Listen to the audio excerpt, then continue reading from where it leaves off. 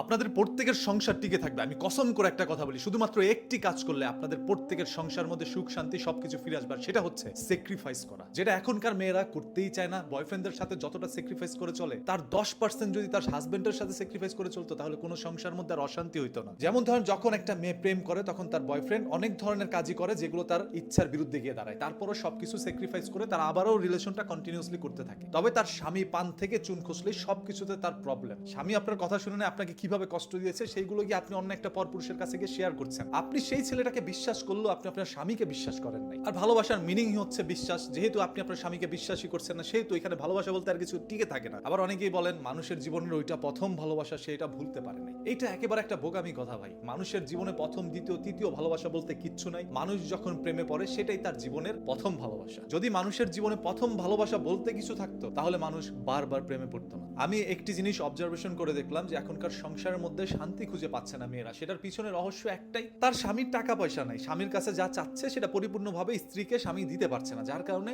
স্ত্রী তার প্রতি একটু ক্ষিপ্ত এবং সংসারের মধ্যে নানা ধরনের অশান্তি। আবার অন্য একটি সংসারে স্বামী তার 5টাই পূরণ করে দিচ্ছে, তবে সময় দিতে পারছে না, কারণ ওই 5টা জিনিস পূরণ করার জন্য সারাটা দিন কঠিন পরিশ্রম করে চলতে হয় তার স্বামী। এই জন্য বেচারা সময় দিতে না পারার কারণে তার স্ত্রী বলছে, আমার জামাই আমাকে সময় দিতে পারে না, তার মানে সে আমাকে ভালোবাসে না। মানে এই যে সময় দিতে পারে নাই, এটাও তার জন্য একটি বিপদ, এবং সময় দিলেও বিপদ।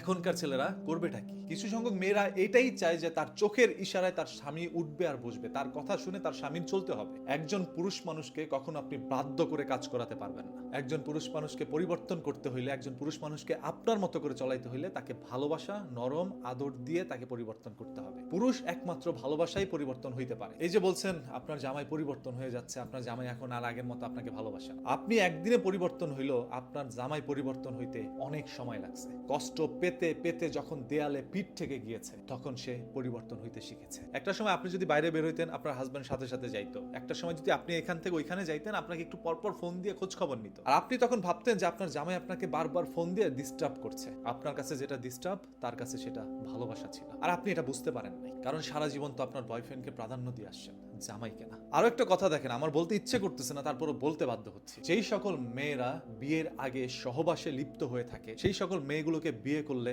শান্তি খুঁজে পাবেন না। তখন শান্তির মা এই দুনিয়া থেকে পালাবে। একটা মেয়ে বিয়ের আগে যা খুশি তাই করুক, তবে সহবাস তিনি করে নাই। বিয়ের পর সে পরিবর্তন হতে পারবে। তবে একটি মেয়ে বিয়ের আগে সহবাস করে আসছে, যৌনতায় লিপ্ত ছিল, সেই মেয়েকে আপনি কখনো ঘরে আটকায় রাখতে পারবেন না। সে স্বামীর কথা কোনোদিন শুনবে না। তার কাছে এটাই মনে হবে যার সাথে সর্বপ্রথম সহবাস করছে সেই হচ্ছে তার আসল পুরুষ। দাদা দাদির আমলে আমরা দেখেছি যে দাদা দাদিকে যা কিছুই বলতো না কেন, লাথি দিয়ে ঘর থেকে বের করে দিল, সে আবার ওই ঘরে চলে আসছে। সে বলতো এটা আমার ঘর, আমি এখান থেকে যাব না। আর এখনকার মেয়েরা বলছে আমি তোমার কাছে থাকবো না ভাই। মানে এখন আমরা এমন একটা জেনারেশনের মধ্যে আসছি যে বিয়ে করা অনেক কষ্ট। আপনি চাইলে হালাল ভাবে বিয়ে করতে পারবেন না, তবে আপনি চাইলে সহবাস করতে পারবেন। সহবাসটা একদম ইজি হয়ে গিয়েছে ভাই। স্যাক্রিফাইস করতে শিখেন, দেখবেন আপনার সংসারে যে শান্তিটা আসবে, সেটা ওই পাশের বাড়ির ভাইয়ের সংসারে আসবে না। সারা জীবন তো বলছেন আপনার জামাইয়ের চাইতে পাশের বাড়ির ভাই ভালো, তবে পাশের বাড়ির ভাইয়ের চাইতে আপনার জামাই যে ভালো ছিল, এটা একদিন আপনি বুঝতে পারবেন, যেদিন সে পরিবর্তন হয়ে যাবে। আর একটি কথাও, অনেকদিন ধরে আমার কোনো